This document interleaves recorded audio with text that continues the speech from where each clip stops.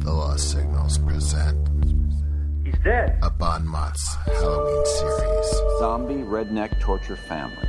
celebrating Still breathing. horror They're entirely separate species. with in-depth analysis, Well, we're not talking about reality here. We're talking about fiction. It's different, you know? adult content, So, what side of the rainbow are we working tonight? adult language, Soon all of us will have special names. and spoilers. The devil's are really angels. Join us. I think I'm going crazy. Here they come. Good evening and welcome to MOTS-O-Ween. My name is Rich Perry and I am joined by Scott Thurlow, Television rules the nation. Chris Morgan, Hello. Stephen Hermosi, Hey, we're back. and tonight we're going to be reviewing David Cronenberg's 1983 movie Videodrome. Hell yeah, we are. And who's got the log line tonight? Well, I just said it, so I sort of blew my load, but television rules the nation. And we will explain to you what that means and why very shortly. All right, Chris, would you like to give us a synopsis for the movie? Sure. A guy named Max Wren, who works for a cable company, gets sucked into this thing called Videodrome, which causes hallucinations, and the rest of the movie you're trying to decide whether it's real or how much is hallucination and how much is not. Yeah, hopefully we could figure that out during... And Yeah, we'll see if we can, in fact, untangle that ourselves. Yeah, to go in any further would just, it'd be redundant. We're going to parse it out. I'm still confused. I've seen this movie 3 times and I'm still And confused. hopefully we'll figure it out right now. Go on. Chris, would you like to start us off with the intro? Sure. Intro starts off with the day in the life of Max Wren, played by James Wood. Jimmy Woods, Jimmy Woods. if you please. And this guy, Max Wren, works for a cable company, and he has a partner named Harlan, who tells him that he found... Well, what Max Wren He has does he has a pirate named Harlan. Yeah, his He has a technician. sorry. like a pirate. underground hacker, if you will. Yeah, of I just signals. I just jumped ahead, though, because Sure. what his cable company does is it does a lot of softcore porn, a lot of hardcore violence, and he's looking for new shows, and his pirater, Harlan, Pirate is the best description. yeah, he shows him this thing called Videodrome, which is basically a snuff film, and it starts affecting Max Wren, and eventually he's brought on a talk show, and the talk show host has on Brian Oblivion, a character we'll meet in a minute, James Woods, character Max Wren, and Deborah Harry as Nikki Brand, and Nikki Brand's is a radio psychiatrist or whatever. Sort of like a And- new agey, but for the television age, if you will, as this film sort of introduced us to. Yeah. And Max Wren meets Nikki there. Basically, she's telling everybody how she lives in a highly overstimulation state because he's just like, because she's wearing a red dress, and he basically asks her to dinner on the talk show, and we meet Brian Oblivion, and he's talking on TV through a TV, as he says. To be clear, he's Brian monologuing. Oblivion does not appear on TV unless, of course he's on TV. He only appears on TV if he's on TV. Exactly. And right after that shot, the talk show scene cuts out. I'd say the introduction ends. Yep, I agree with that. And I think go ahead. I was going to say, I think that's right. Also, when you say to be clear, he only appears on TV if he's on TV, may not be exactly clear. He has to be on a television set that is being filmed You're right. to be on Imagine TV. so Jimmy Woods and Debbie Harry are appearing as live guests, and Brian Oblivion is talking through a TV screen, or at least his monologue is presented to a TV screen, and as he said, he's I don't appear on TV unless I'm literally on. What I love the also most TV. about that is how when he's off hitting on Nikki Brand, he's looking at the side of the TV screen as if he's actually there watching this going on. Yeah, it's perfect. It's a perfect touch. You're right about that, Rich. It's amazing, and I agree. That's about the introduction. I would say it's interesting. Guy works for a low grade cable company, trying to build business, trying to build up viewers. What's the next big thing? Oh no, he meets with another director, if you will, avant garde. He's that's too soft, too light. Yeah. We can't use it.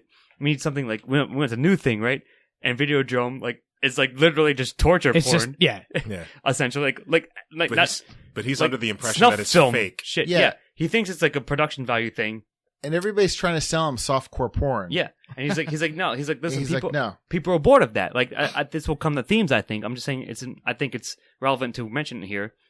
He's like, yeah, we can't use that. Like, we want something different. Videodrome is the future.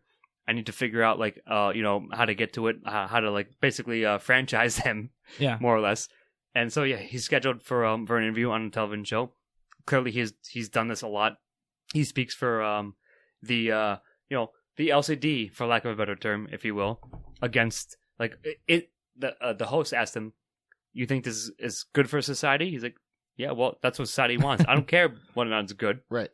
That's what they want. It's gonna pay the bills. Exactly. And I don't know if I'm jumping the gun to style, but I love the way the movie begins, because in the movie, Max has his personal assistant make wake-up tapes for him. So he sets a timer on his VCR, and a pre-recorded wake-up message for him plays. So basically, the movie starts off with a video, actual video recording. The television actually telling That's you true. to wake up. It's just like, hi, this is your wake-up call, your wake-up video. And it's just, to me, that right away, but from somebody who'd seen it several times, to me right away, I'm like, oh my God, it's just like, there's there's a nuance about it that I didn't notice. Yeah, and at this point we're somewhat removed from the early 80s when this was made, but it's kind of like, I think it's important fact to keep in mind. It jumps you right into this world where it's like this very surreal thing that exists in the world of the early, like 83, like. Sure, the in quotes, again, like the near future.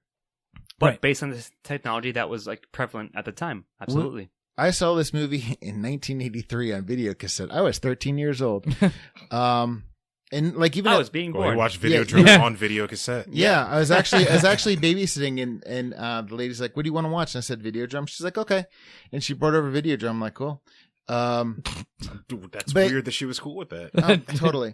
Yeah, that's hey, you're going to be watching our kid here. Here's a video. Terrible. Here's a video about a very insightful personal story. Terrible babysitter. No, explains so much. No, but my whole point is, I watched this film when all this stuff was current.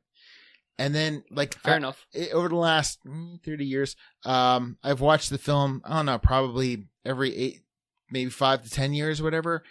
And every year, it just astounds me how much more relevant this movie gets. That's fair enough. And I agree with that. And I think the intro was perfect. Like, yeah, it shoots you into, like, again, for the era, an alternate-ish world, but, like, things that based on reality that you could see coming, or, like, at least Cronenberg, like, sort of incorporated in. I think I was very invested the first time I saw it, and this time too. Well, like that monologue that Professor Oblivion goes on, where he talks about how everybody will give up their real names, and start using made up ones. Your real persona is actually your TV persona, and and that'll go to themes for sure. But with the advent of YouTube and everything else, you're right about that. And I have to give a strong one. Like, I'm gonna say a one on the intro. It pulls you right in for sure. And I think when he meets Mickey, the way he meets Mickey, Nikki, they're on a television show. And it's, of course. I mean, it's just, this will all tie in, but you're right about that. Like, it's so hard not to want to talk. Yeah, perfectly, formulated, if you will. All right. Well, I'm going to go into the body. Maybe gloss over a few things. I'll leave some stuff for you guys to talk about if you want. But go for it. Pretty much from there, he starts watching. Max, that is, starts watching Videodrome. And more and more immediately starts having these strange, so there's this weird sex scene that turns into a weird hallucination that is like violent and very sexual at the same time. Not very violent, but he's piercing her ears. It's an intimate violence. Yes. Yes, I think that's an amazing description. It's a very sensual, sadomasochistic kind of. Yeah. And Desaad would love this shit. Yeah, for sure. And that happens. He starts to hallucinate more and more, and he tries to go and talk to. He gets a name. Brian Oblivion, the person that was on the talk show with him earlier, is involved with this thing, Videodrome, somehow like connected to Videodrome that he's found out about, and he kind of goes and starts to probe and try and figure out what's going on with it.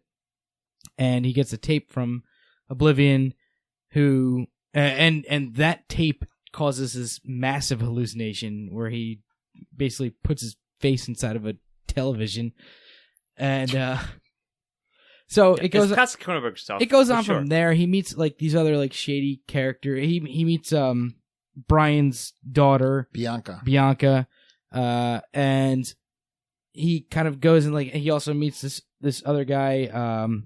What's Convex.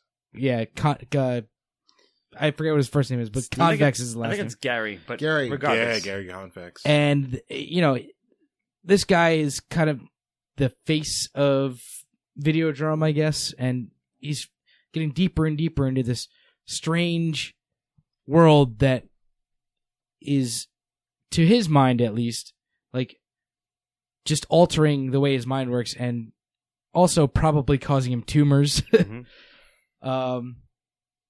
And as he goes through that more and more, he gets more and more pulled into it. There's a scene where Convex puts a videotape into his stomach. He's having these strange, like, you don't really know if they're hallucinations at this point, but there's this weird, like, body horror stuff that, Cronenberg is so well known for going on. Yes, exactly. That's what I was going to say. And, he gets a tape, like, pushed into his stomach, and it's just this it's really, classic Cronenberg, like, body horror. really visceral, but that's what happens. Yeah. experience. But, as he's going through this is all very real to him. Whether or not it's actually real is up for debate, perhaps. It's an open question. Sure. But he's getting deeper and deeper into it, and the people behind Videodrome, I guess, are showing more and more interest in him as he goes through. And then when he gets the tape put into his stomach, he is turned into like this assassin. Basically, he's brainwashed. Supposed to go. He's a Manchurian candidate, right? If you will. Exactly. Yeah. He's supposed to go kill his partners, which he does theoretically, maybe. And then he's supposed to go kill Bianca. At which point, I don't know if before that is where it is the end of the body, or if right after that. I think right when Bianca like turns him. So he gets reprogrammed by Bianca. She basically takes the tape out of his stomach. Yeah, she knows how to blows fight the it. tape out of his Yeah, stomach after he blows bullets. She shoots the tape out of his stomach, and exactly. And then reprograms him to want to destroy Videodrome. At that point, Death to Videodrome, long live the new flesh. And that's pretty much the end of the body. I think that's where the conclusion starts for sure. Right. I was gonna say the thing. His name's Barry Convex right away, but like I like when he introduced himself to Max Run because he gets a car and he has it sent over to Max. He's like, I've got to. He's like, I want to meet with you. So Max is in this limousine. He watches this TV. He goes, I'm Barry Convex. We make glasses for third world countries. We develop missile guidance systems for the United States military. It's like all kind of like juxtaposition. And we invented Videodrome or something. And he goes, and we run Videodrome. It's just like, it's amazing. It's he great. just rattles it off as if it were nothing. It's all matter of fact. Yeah, I love how he introduced himself over TV. Yeah, agreed. Of course, like, and of course, in the car. We'll see about that and running themes. But yeah, it was really funny, but also like perfect. Like it's what should have happened in the movie, and it was perfectly done. I like his and Nikki's relationship too, because he's starting to fall into it, and then he goes on the date, and that sensual scene he's talking about where he's piercing her ears is kind of like, they're watching Videodrome because she's like, oh, it turns me on. He's like, she's like, you want to try a few things, and then they're naked, and he's sticking needles in their ears, and then later on she's just like, I'm going to be gone for 2 weeks. I'm going to Pittsburgh. I'm going to be on Videodrome, and he's like, no, stay away from that. And she's like, she asks for a cigarette, and she takes a couple drags, and then like removes her breast, and then burns herself. Mm-hmm. It's kind of like intense, and then hands it off to him while removing the other strap. She's like, I was made for that show, and it's just like, here. Sure. So the thing is, like, I could maybe see giving the body a soft 0, but I don't think I will. I think I'll give it like a soft 1 instead. It still kept my interest for sure. Like, and again, like I've seen this movie. This is probably the fourth time maybe I've seen Videodrome. But like I could see one saying it's somewhat meandering, but I don't think so. I think it like keeps your attention. It builds up what it needs to build narratively, and keeps you going, and like gives you like drops you information as he discovers and encounters other characters. Discovers information. Characters give him information. Yeah. So but that's why I think that Nikki's so important, because she, and the reason I bring those things up is because I think Max Rem was just starting to go around the periphery, and she kind of was, I don't think she realized it. I think that was just in the nature of her person. Sure. But I agree with that. She helped bring him in further. So to me, it's like every kind of, let's say, meandering had an absolute purpose. It fit another piece in the puzzle and pushed Max Ren even farther. I will agree with that. So at the end of the day, I will give it a 1. So it happened so perfectly that like I started to think that maybe she was another plant. No. From Now, Convex, but then, that's some exit shit, which we will eventually review. I mean, But I see what you're saying, so, though, like, Rich. if you believe what you are seeing, then she is used after she's dead. At some to influence him. I think in the body they say this, but like at some point it's it's right when she's revealed reprogramming that him. it's revealed that she has been used to like drag him further in, but she was dead before that, and like I thought that was kind of interesting. It was like But again, we how much basically just stock used her image, can you take it? right? As such. But either way, Honestly, I'm not sure I believe any of this stuff exactly. happened. But either way, like I'm saying, did it kept your interest going? Yeah, throughout? I think it did. I think it did. And it wasn't overly long or anything. Mm-hmm. I mean, this is a short movie. Yeah, that's true. Short enough. Well, it's an hour and a half. Sure. But yeah, I think that the body did keep my interest. Yeah. I'm gonna give it a 1 at the end of the day as well. I'm getting a very strong 1, 1. I think it's fantastic. And Rich? Oh, I'm up for a conclusion. So shortly after he gets reprogrammed by Bianca Oblivion, he immediately goes to the glasses store that Convex owns and runs, and goes and meets with Harlan, his piracy expert. And he tricks him into going to give him another assassination tape, and then swallows his arm into the stomach wound. Yeah, it's bizarre. Yeah. Uses his like body horror against him, if you will. Uses it to like chew off his arm and then replace it with a grenade. Yeah.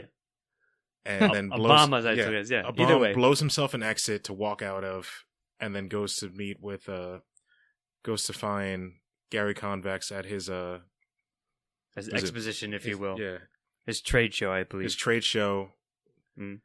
And then hides out in the crowd, reveals his gun, shoots him 3 times, and then leaves him transforming into this, like, having cancerous tumors burst from his body. Cronenberg horror happens. Yeah. And then makes his way to an abandoned boat where he starts speaking with the television set that holds Nikki Brand, and laments the fact that he can't tell reality from hallucination anymore. And she convinces him to kill himself to get rid of the old flesh to become new and continue the fight against Videodrome, because it's too big for what he's done so far to stop it. And she shows him how on the video screen, and then he goes through with his assassination, or his suicide attempt, if you will, in quotes, and then it cuts to black, cuts to credits. Yeah, cuts to credits. Yeah, it's awesome. Like, that's as a precast. I said to you guys, like, I remember watching Videodrome a number of times. I remember a couple of scenes. I remember the ending very clearly, and it's ending. I'm just this is me personally. I gravitate towards it, but I think it works perfectly within the framework of the movie. Right? She's like, here's your future. Here's her next evolution, I believe she even says. Right? So he's shown a scene via the TV of his own suicide, and then maybe does it, maybe not. Like I said, we'll get into it. Yeah. But either way, it's perfect. Like, he holds his like weird deformed gun hand, if you will, to his head, and bam, black, and then credits. And yeah, I mean, I'm biased, I admit it. But that's the kind of ending I love, and I'm going to give it a 1. I have to. Well, as far as conclusions go, that definitely sticks in your head. Yeah. Narratively, it's awesome. It's like a PKD thing, even. Like, yeah, you've seen this before, for sure. But when done well, it's going to be quality, and I think it is quality in this film. I think it was a strong point in the film, too. I think that they did a good job with the conclusion here, especially, like, the whole ending... him being shown his own suicide on TV, and then I love that shit. going through with it afterwards. So as soon as he starts, here's the other thing: as soon as he starts being given orders, he never contradicts any of them. No. Yeah, that's true. Which I thought was kind of interesting. He never tries to fight against any of them. He just follows whatever orders he's being given the entire time. Good point. Yep. He tried for 12 seconds of one scene. See, I think when he does, I think he's just kind of going through the motions. And then when Bianca said, kind of shows him the picture of Nikki, it kind of shakes him out of it for a minute. And she's like, good. Maybe. Okay, now that you're paying attention, look into my eyes again. It's just like she all of a sudden she shakes him out. Yeah. Well, he's being used, and we'll speak about. Yeah, and he was concerned about Nikki through that. So that but even at the end, he's being used. I agree with that. Of yeah, course. but that's how he was able to. I think he was able to turn away from Videodrome and join Bianca so easy. That's when you said sure, but who's right and why? No, but when you said he doesn't question, relax, my friend. You said he doesn't question it, and I said that's probably about the moment he does, because once she shows him Nikki, then I think that kind of woke him out of it and kind of brought his emotions into it, where before he was kind of an automaton. True. I think. Yeah, but when I'm sorry. Go ahead, Rich. Yeah, but I think even still after the fact, when he's very clearly an automaton, I think that that mantra that he's spouting, "Death to Videodrome, long live the new flesh," is just like a madness mantra at that point. Oh yeah, like he's already lost. Definitely he's lost the one thing that he was kind of trying to protect, I guess. Yeah. In Nikki, and then it's just kind of using Bianca as another proxy, maybe, if you will. Yeah. Yeah, well, that's what I was going to say. When he quote unquote shakes out of it, it's just to be basically controlled by someone else. It's not like he's being has Andrew his own Ryan, thoughts if you will, at any point after he starts after that videotape is put into his gut. He doesn't have his own thoughts anymore for the rest of the movie. I think he's very clearly accepted the fact that he's going full crazy and is eventually going to die. Yeah. Not sure about that. It's funny because I'll avoid going on as much of a rant, but it's almost I will never see speaking of BioShock. It's like the would you kindly thing. Yeah. Would you kindly go assassinate? No, actually, would you kindly go assassinate the other person? But I think the most interesting. But you can't be sure, exactly how what the extent that he's being manipulated. I think the most interesting possible thing that's happening is that this is all in his mind anyway. Sure. Everything that we do, you're right about that. Regardless, anything that any human being does is because of something that your mind is telling you to do. Sure. And if his mind is telling him to do all these things, you're right, Steve-O, then he's following that to a T anyway. Oblivion give that speech even they foreshadow it possibly, they hint at it. Either way, though, I still love it. I think it still works perfectly. Yep. It's a great conclusion. I think it's a stronger one. I would agree. I would agree. It's a good ending. Yeah, I agree. It's a very strong one. All right, Scott, since you've been chomping at the bit for this, you want to take us into themes? Yep, here it is. Here's themes. I'm channeling Ian, rolling up my theme sleeves, if you will. Right, so here's the thing. This movie, as you mentioned, came out in 1983. I have to respect Cronenberg for foreseeing a number of issues. It's this movie shouldn't be as pertinent as it is, I think, but because of the times they're living in, I think it perfectly is, right? And I think the themes are almost embodied, if you will, by an Oblivion. First and foremost, not just him, but his monologues, if you will, and we'll address this in dialogue. However, yeah, your TV is more real, or can be at least, than reality itself. And the more and more it's happening, the more and more you if you watch TV, if that's how you define and live your life, then yeah, you're gonna become that, if you will. And and Cronenberg clearly had that must have been one of he foresaw that coming, if you will. And if we didn't mention, he wrote and directed Videodrome, right? So it's all him. And yeah, it just addresses if you watch enough TV, you might be affected by it. And even one of Oblivion's things was, I have a brain tumor. I think the waves, the TV waves, the cathode waves are producing this tumor, and not the other way around. I'm having hallucinations, yes, but not because of the tumor, because the TV created the tumor. If you will, it depends how much you buy into that. It's just, by the end of the day, I think it's a philosophical idea introduced to you. Yeah. Which, sure, of course, it's like a stretch, scientifically, and perhaps in quotes. But either way, I think it's very, very interesting, and I think it's still pertinent and relevant and something to think about. And given our current climate, our cultural climate, yeah, I was gonna say it's about. I mean, you can look at this in the grand scheme of the media. I mean, everything from like network TV to like YouTube. Yeah, we're like people. It's like, I mean, like, we're I don't want to date this and that the election that's going on now, but if you look at like if you look at advertising, but if you like even back then, if you had like the McDonald's jingle, everybody would know the McDonald's jingle. I mean, it's just like there are certain things that they were saying that like media is going to program into us. I mean, look how rampant rumors are, and how easily people are misled by false reports. Yeah, exactly. Or false polls, or false, it's all a matter of bias. All it takes is like a doctored photo and like a comment underneath to just set people aflame. Which is what I love about it when Videodrome, let's say for lack of a better word, give us some orders, and then Bianca gives some counter orders, because it's just like the changing of sides. Like say I don't know. Let's use a political ad. Like one network, like say MSNBC, which is really liberal, will throw out one thing, and you're like, huh. And then you watch Fox, and it gives you another thing, and you're like, huh. I mean, it's that kind of which one you're gonna choose? Sure. Yeah, it's that kind of programming that he was speaking to. Well, like almost like laser beamed in this sense. Yeah, but he was saying this like 43 years ago. Sure. I was gonna point out the idea that it's like the TV is your god, basically. He as soon as that tape was injected into him, it's whatever TV was telling him, that's what he was doing. Exactly. Mm-hmm. We all four have smartphones, and I think at one point or another, each one of us used our phone to watch video, play music, check something up. I mean, of course. It's just update like me on what I'm supposed to do. We're all slaves to Videodrome as well. Tell me what I should look at and watch, of course. Yeah. But no, like I'm saying, like maybe you can like sort of subdivide a bunch of it, but all I'm saying is like that general one has to get a 1. It's perfect, and like I said, it's even more relevant nowadays.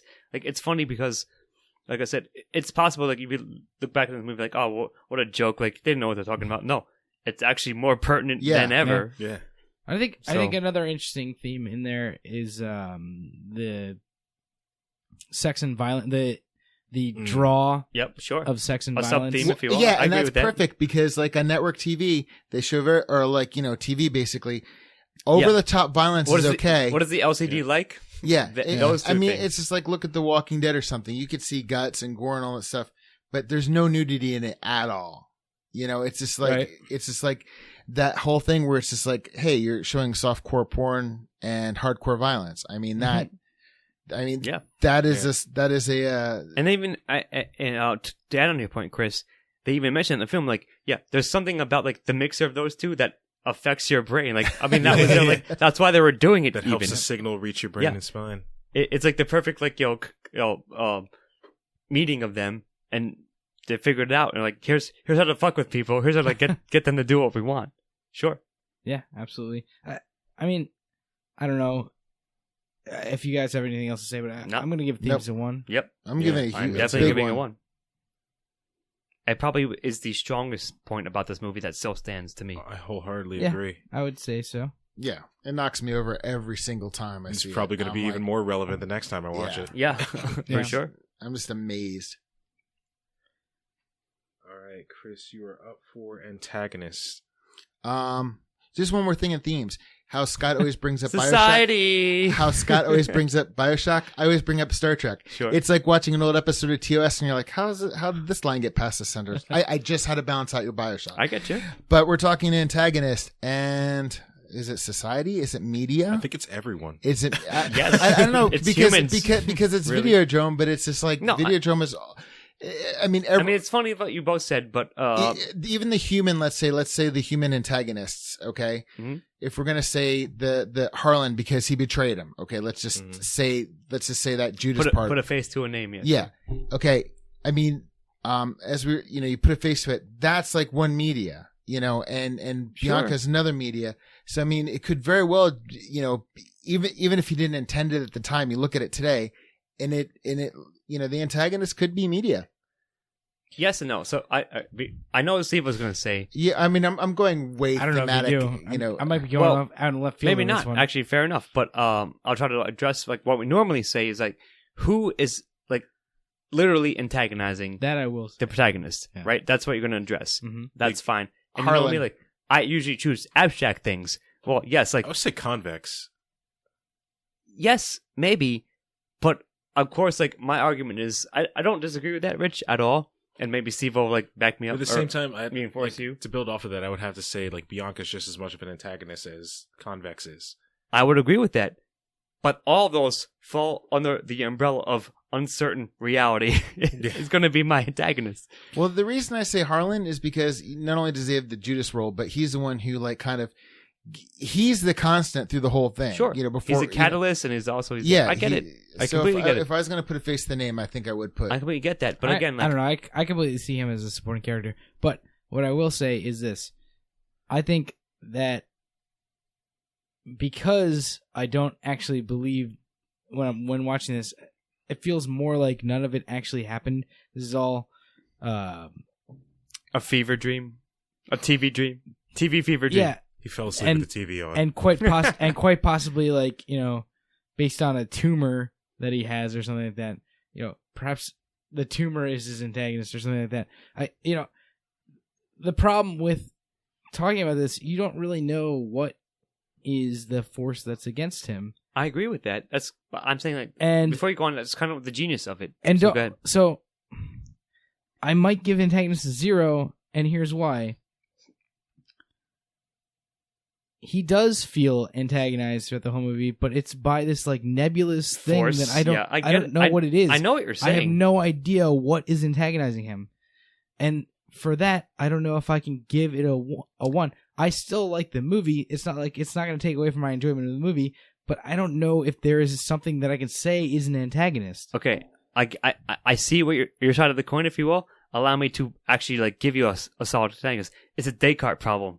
Reality you could be deceived by reality itself, by yourself, by other forces, and or both. Well, he drops that line in the movie. Right. Like, reality does not exist outside of our own perception. Exactly. Yeah. So that's what I'm saying. Like, I think, like, you're right, Steve-O. Like, you make a good point. Don't get me wrong. Your case is perfectly solid. But I think because of what Rich and I just said, it deserves a 1. Because that's, like, it's an insidious antagonist. Regardless of, like, yeah, sure, you can slap it on a Harlan, whatever. It doesn't matter. Like, you can slap it on, like, tangential entities, but the philosophical question of is reality real, I think, still stands as the antagonist here in the film. Yeah, no, I think that's a good question, but I think that's a theme. I don't think it's an antagonist. I think it could be both. I'm gonna argue both, and you don't have to agree with me, of course, but that's my thesis to you. Yeah, I mean, just thinking about it, I don't think I can. I don't know what you guys are giving it. I think I have to give it a 0 for antagonist. And it's not that I don't think this is a weird one, because normally I'll be like, oh, if the main character feels antagonized throughout the movie, I have to give it antagonist a 1. But I think he feels antagonized, but I don't know. But by what? Yeah, I don't know what he's being antagonized by.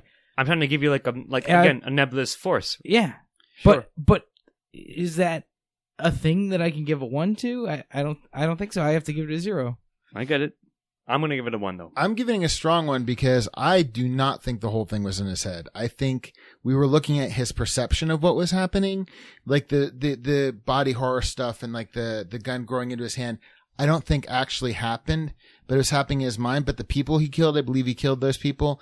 I believe that, I don't know what happened to Harlan, how he blew but my whole point is that's not important. To me, he killed Harlan no matter what his mind was showing him. So here's the thing. Why do you believe that? His first violent act in the film was clearly shown to be in his head. Right. He didn't do it at all. And that was right when he started hallucinating, right when it was at his weakest point. After that... It was the beginning? After that, how can you trust anything that the movie says that he did? I agree with that. And that's what I'm saying. Like, when a movie makes you question that, like, as the antagonist, like, you see what I'm saying? Like, it makes you question both your reality, like, your perception, and I question that. I have a counter to that. I think it's brilliant, but I think it's a theme. I don't think it's an antagonist. I have a counter to that because... Fair enough. Remember, because they were saying at the beginning that Max was the only one who'd watched it, who hasn't completely lost his mind yet. And I think part of that was because he was kind of living it in a way with Nikki. Yeah, but how can you trust I'm getting that, there. Relax. I'm getting there. God. All right. What happened with Nikki, I absolutely believe happened. Okay. And the whole thing about him. Hold on a second. The sex scene? Is that what you're talking about? Okay. Yeah. Both sex scenes. I believe everything with Nikki before she appeared on TV happened. Now, when he imagines slapping his personal assistant, I think that was like phase 1. And when he dreams about killing his friend, I think that was hallucination two, because when Harlan comes over, he's like, there's nothing here, Max. He's like, I'll meet you in the I'll meet you in the studio. And he goes to the studio and that's when Harlan says, there's no Videodrome, Max. I was showing you videotapes. That's when we meet Convex, because to me, it's just like they needed him. They were kind of monitoring him, and once he got to a certain point, he is really ready to turn I get it. fantasy into reality. Yeah, but you can't trust that actually happened either. Like, once it is established that his mind is playing tricks on him, you cannot trust anything that you see, because you're seeing... Steve, there's not going to be an absolute answer. It's going to be a matter of interpretation. Right, for sure.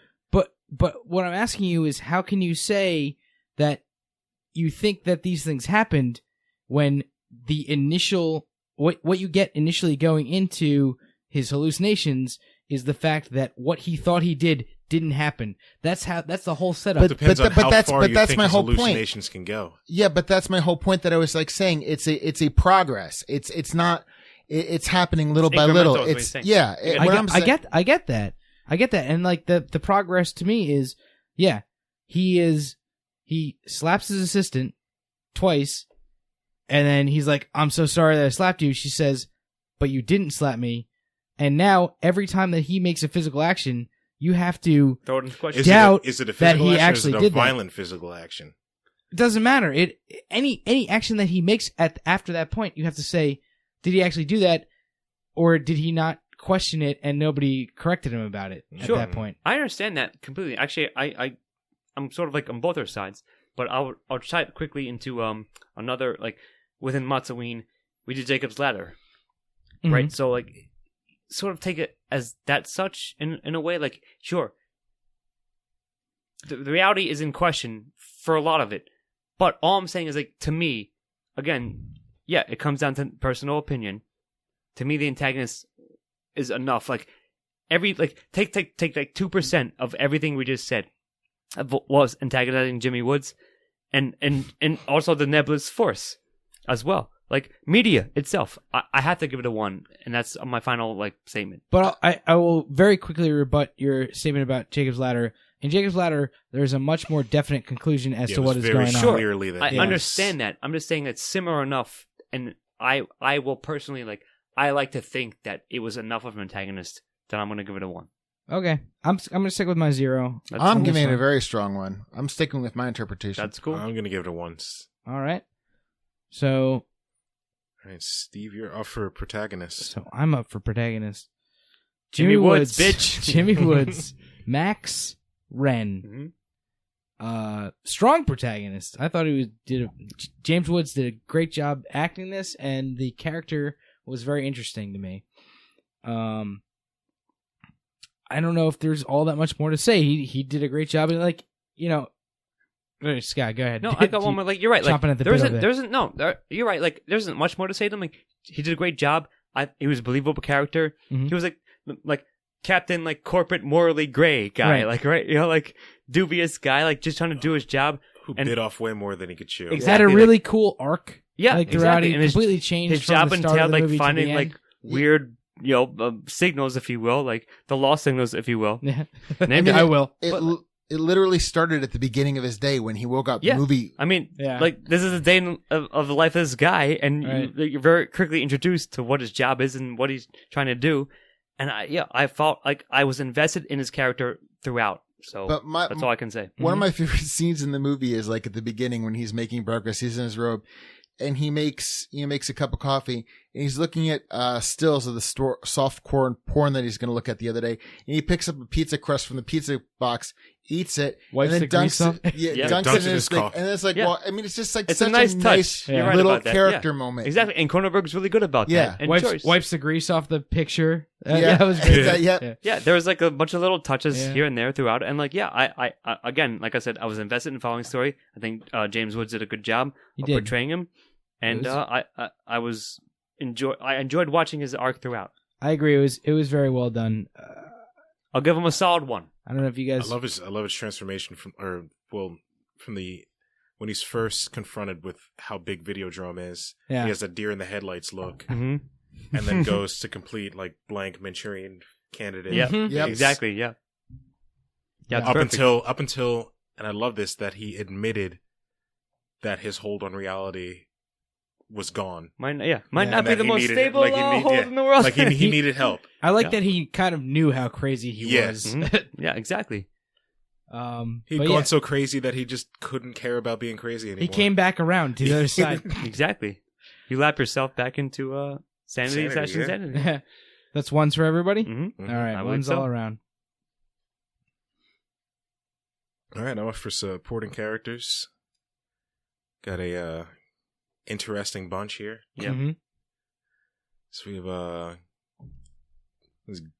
Barry Convex. Mm-hmm. Barry Convex. We have Nikki Brand, Harlan, Bianca Oblivion, Professor Oblivion. And Brian Oblivion, of course, yes. Yeah. Professor Brian Oblivion starts the whole thing off. Mm-hmm. I love the spelling of Oblivion, by the way. Yeah. O''. It's perfect. Oblivion. Yeah. That's why it's so funny. Like that is is such a good touch. Let's just agree upon that. Yes. Especially since like in the 90s and 2000s, like to make your alien sound alien, you always put an apostrophe between. Again, Cronenberg, head of his time. It's really funny. It was in perfect. before James Cameron. Exactly. Seriously. Yeah. So, anything else we forgot? I think that's everybody. That's pretty much. It's not everybody. a big cast here. Yeah, the Debbie Harry's the French awesome. woman. Oh yeah, she's like, she's agent / like avant-garde artist that he buys films from. That she's the one that tells him to stop chasing after Videodrome. Mm-hmm. Sure. So amongst those, what's your favorite? Let's see. Yeah, if you had to pick one. If I had to pick one, Bianca. Yeah, right. Because like Good how choice. she handles the situation makes it look like it's just another Tuesday for her. Because like she very easily stops him from assassinating her and then turns him into her own personal assassin. She's been preparing for this her whole life. What about that? That's funny. Like, and I think she's part of like one of my favorite scenes when she's like, "Yeah, Oblivion died 11 months ago quietly.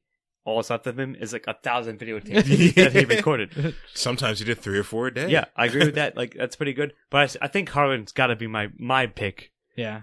Because like he plays like the nerdy like bumbling guy, like, yeah, I got your signal, like as if he aloof, like, you know, he doesn't know what's going on. Who gave him a pet name after a drink? Yeah, he's part of a conspiracy. He's part of like he's like the one of the second key parts of the conspiracy. If you believe that a conspiracy is being perpetrated upon Jimmy Woods. So I love how like not only does the bumbling act drop as soon as like he drops that bombshell, but he becomes so apologetic for it. Yeah, yeah. He still calls him Patron. Yeah. He's like you can very clearly tell that he feels bad about what's happening. He says 2 wonderful years when he's like, "How long have you been here? 2 years?" He's like, 2 wonderful years. Something like that. Yeah, 2 wonderful years. Yeah, wonderful. He's like, of course they're wonderful. So actually, like, yes, he might be my favorite one, but I think I'm gonna leave it to you guys, to Chris and Stevo, to think. I would think to pick the actual best secondary character.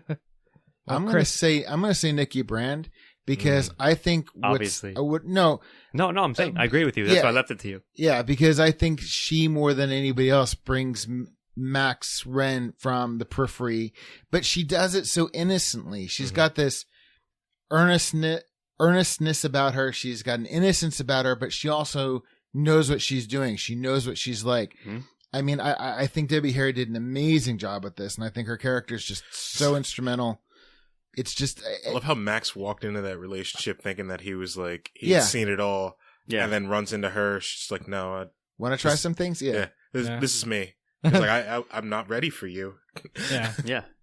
He was the one taking it back. Well, we also have to talk about Brian Oblivion, of course, which is one I'm paying for you to pick as well. Great secondary character, just like a man who is dead for this entire movie.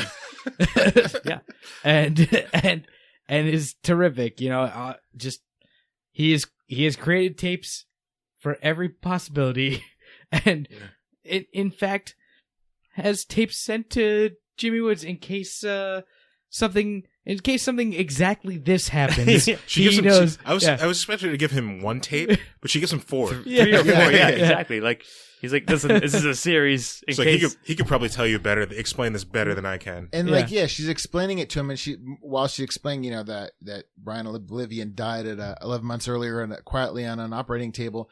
She's telling him this and walking around and like picking up a videotape and walking around and picking up another videotape. Exactly. And here, it's a weird juxtaposition for sure. Like, yeah, you're right. And actually, here's your research. We've already used up the volume thing. Anyway, I got the syntax episode earlier this year. Chris chose that as his name, but because of that, yeah, like you're right. Like he's a great character because he technically doesn't exist, but he does exist, right? It's perfect. Well, he saw it coming. That's the whole thing they talk about. Is like he didn't fear death because he survives through all of his videotapes, basically. And as a videotape recorded by him himself says, this is more real than reality itself. Yeah. And here's my legacy. So like all of them, like very strong supporting characters. I think we all picked a separate one, and they were all amazing, and they were all equally important to the plot. Exactly, right. None of them were wasted at all. Yeah, and they were all excellent for sure. All right, Scott, here on the dialogue. All right, dialogue time. Yeah, awesome. I loved it. Like here's the thing. If I can describe this in such a way, it was natural, but also like filled out the world that it needed to fill out, I guess I want to say. Nothing felt cringeworthy. Nothing felt like out of place. Every time there was either like, even before even going into this, Brian Oblivion himself says, I prefer the monologue format, right? So like, of course, like as you just said, you're just watching him in videotapes. And like, but every character, like Max's conversations with Nikki, I think were like weirdly like sexual tension, but also like clear. Like it was perfect. It was all good. And every time he talked to Harlan did a great job like interacting with him. I don't know, like Convex too was great. Like I did enjoy the fact that the only one who wasn't monologuing in the movie was Jimmy Woods. Yeah, exactly. Yeah. Like he had like nothing. He had no inner like he was dialogue. Like reacting rather than. Yeah, you're right about that. So it was like he would come in guns blazing, like cocky as shit, and then somebody would start monologuing, and he'd just like sit down like a little kid and just take it all in. Yeah, let's do it. Well, that's kind of what I was gonna say about this is that it's just a series of like philosophical speeches thrown at. Like I feel like this was Cronenberg being like, I just want to get all my philosophy down on paper and like have it just be here. I'm going to talk to you about and in the best way that you could possibly do it. Like, this could be a very bad thing in terms of dialogue, but he does it in a very good way. You're right. Exactly. Like if it was handled poorly, we would say to ourselves, it felt like being like, exposition was like being like dumped upon you. Exactly. But it was like, do you notice like it was that, but like it wasn't that. Like, because it was so natural, you didn't feel as if you were just like, oh, now it's exposition time. But did you notice like perfect. All of the very heavy monologuing was at like the protagonist's weakest point? Yeah. Like when he was so desperate for an explanation that he was willing to sit there and let them just and talk as much as they wanted to. Hallucinations explain shit to him. Yeah, you're right about that, Rich. That's actually excellent. Agreed. But like all of that to say, like, I mean, I have to give it a damn solid 1 because again, no cringeworthy. It all flowed seamlessly throughout, and narratively it made perfect sense throughout, and never did I disbelieve it. Never I was like, this character, I'm going to say that. No, it was all perfectly interacted. And the monologues, I always consider kind of like the Greek chorus, because whether it was Oblivion or whether it was Harlan or whether it was Nikki or whoever's giving whatever take on their monologue, I like that. Actually. It kind of like said where they were and kind of foreshadowed where they were going. Yeah. Yeah. Yep. Good point. That is a good point. I think we're all going to give dialogue a 1, right? I think so, definitely. sir. Maybe the second strongest point of this movie. I think so. Yeah. Maybe the next one coming up, I might. So that's an interesting thing, but we'll let Chris talk about it first. Chris, want to bring us up with style? Speaking of. Yeah, style is interesting because style kind of encompasses everything we're talking about. Because with Cronenberg, like I was telling Scott, like he at one point puts what would we now call a virtual reality reality helmet on his head. Convex does it. So he's like, we want to record your hallucination. And aesthetically, for a while Cronenberg was into these like pulsing lights. So like aesthetically there, it's like there's like many it's like recognizably Cronenberg, if you will. But there's also but there's also this visceral aspect of it that you can't really put your finger on so much, because it's just like, there's body horror. That's definitely Cronenberg. But there is this, a lot of people I knew felt this movie was incoherent, and I actually find it very coherent, actually. I agree. And like lesser filmmakers always trying to be, nebulous, but they always just, it's just like they're trying to be weird or, something like this just for the sake of being that. But everything he does in this movie serves the story. There were no like bizarre cuts that like didn't make any sense. Or anything like that. Talking about style is just like, aside from like the two aesthetic things I point out, I mean, everything we talked about goes into a Cronenberg style to me. Yeah, I agree. Like it was like, it's recognizably Cronenberg. So how shall I say it? I think it's more like claustrophobic, but not too claustrophobic, right? There's a lot of like tight shots and stuff, like shots of Jimmy Woods just like in his room, like hallucinating and so forth, right? Like even the shots, like when talking to characters, they're tight shots, like they're like, it's almost like claustrophobic, if you will, and that creates a good sense of like unreality. And Cronenberg knows exactly what he's doing. And so like, while not like, again, admittedly, this is not my favorite Cronenberg movie, but it's a damn good one. And I like it. And I actually remember, like, I didn't remember as many good shots beforehand, and seeing it again, like, it's good. It's shot well. He knows what he's doing. He's a good director. That's all I can say. And he's a good cinematographer. Exactly. I'll say that, that's exactly what I was going to say. The cinematography in this movie is terrific. Mm-hmm. Very good. And it's Cronenberg. He has such a way with,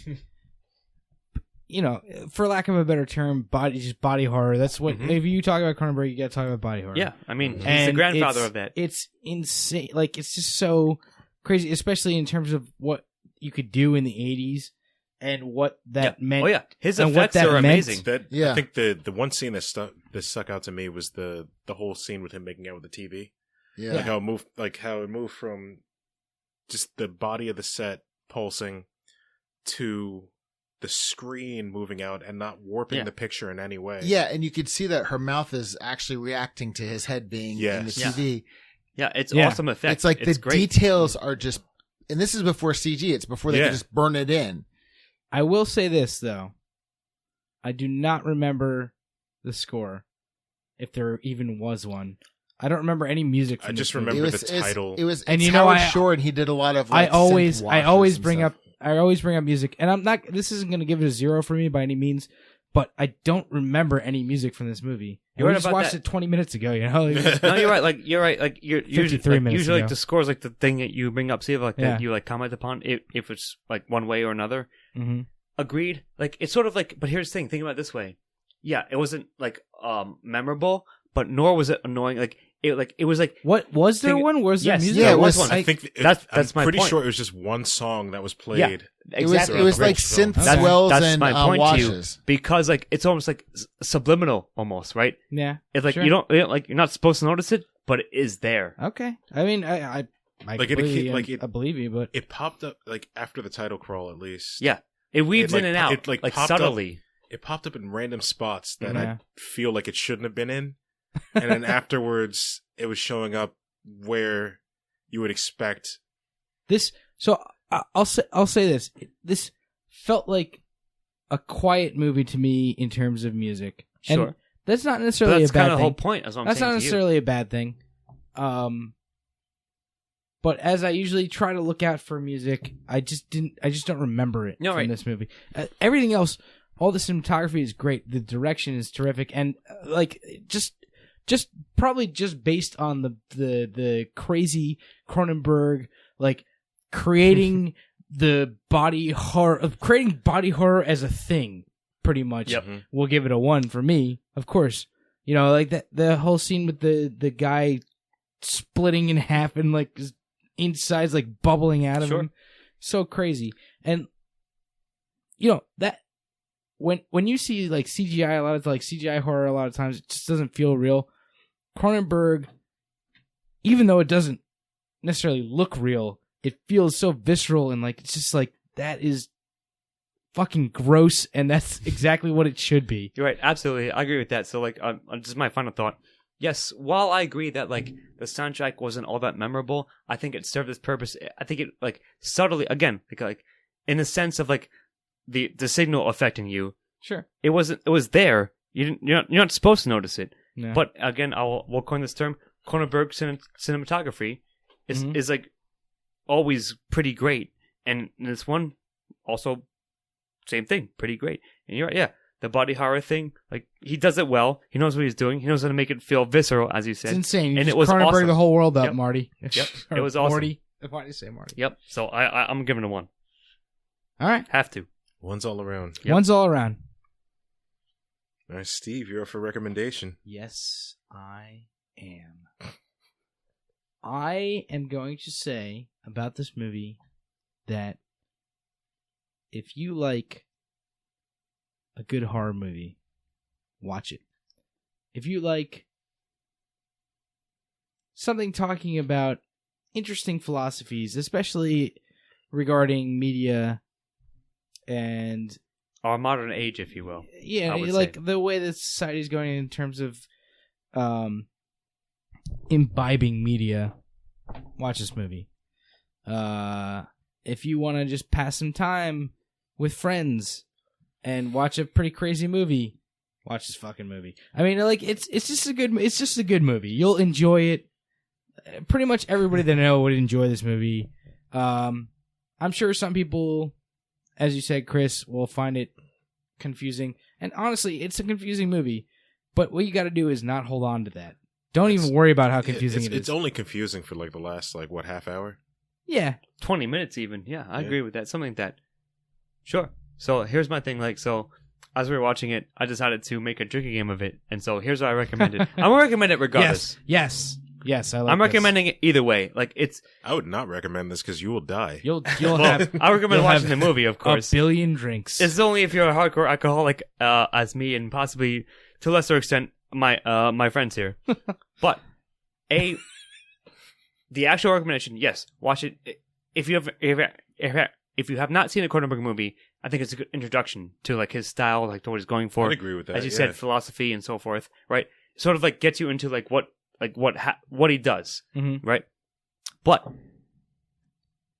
I started to drink every time they mentioned Videodrome within the film. By the way, this might be Yeah. this might hold the title for most name drops of a movie. It's of any movie that I've yeah. ever seen in my It's life. like Starts yeah. off way earlier than I expected to. Yeah. So I didn't even decide to do it till like halfway through. We should go back, watch this, and count how many times it's saying Yeah, we'll give you a count. It probably almost as many motherfuckers as Samuel L. Jackson Yeah, drops exactly. in a movie. Yeah, I possibly. bet you it's like over 40. Yeah, it's close. All I'm saying is like, so like, even if you haven't seen it, you should enjoy it. But you can make a fun drinking game of it. When every time any character says Videodrome, you take a drink. And I decided to do that myself. And perhaps that's showing through And now Scott is on the drunk. episode.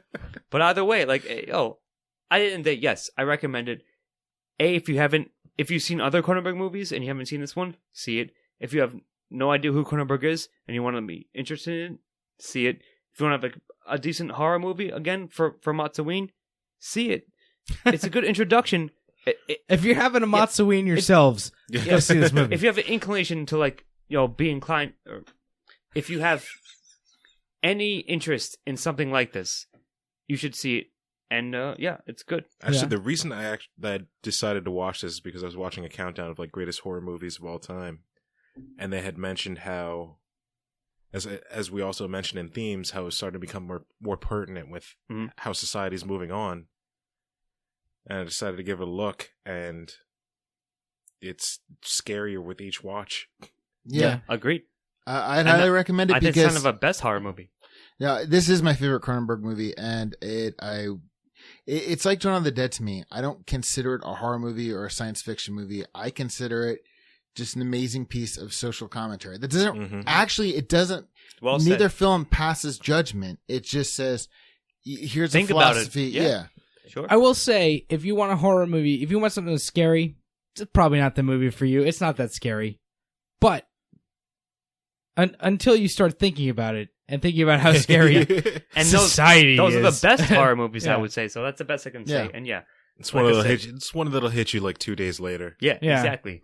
And definitely, I highly recommend, if you watch it, to sit with it for a while and then like rewatch it. I mean, you don't have to watch it right away. Like give it a year. I'll watch or it two. twice in a row. Think about it. No, because if you take that It's and only you look 3 around, hours. especially the way everything is now, we're talking about the social media. I think it's just like an amazing movie to watch. It is a great flick. Agreed. And long live the new flesh, of course. Hey. Yes. So let's tally up the scores here. Ticka ticka ticka Looks ticka. like math all machine. right. Chris, Rich, Scott, 10s. You gave it a 9. Apparently, curmudgeonly old Steve-O Which I get it. gave That's it a fair. 9. Made a fine argument. So that equals. That is going to be an aggregate score of 9.75. Yep. And hell yeah. take it away, Rich. All right. Yeah. Like, glad you guys enjoyed the movie. I did. Thank you for thanks for Yeah, we got making us watch it. Got a first timer right here. Yeah. But yeah. I guess that's it. If anybody's got anything else to add. No. It's one of the best movies for this season of MOTS-O-Ween, and check it out. And I enjoyed seeing it again. Yeah. Hold on. So everyone, thank you for joining us tonight. I'm Rich Perry. Long live the new flesh. I've been Scott Thurlow. Long live the new flesh. I'm Chris Morgan. Long live the new flesh. Hey, it's Steve. Long live the new flesh. Good night. Good night. Music and editing by Chris Morgan.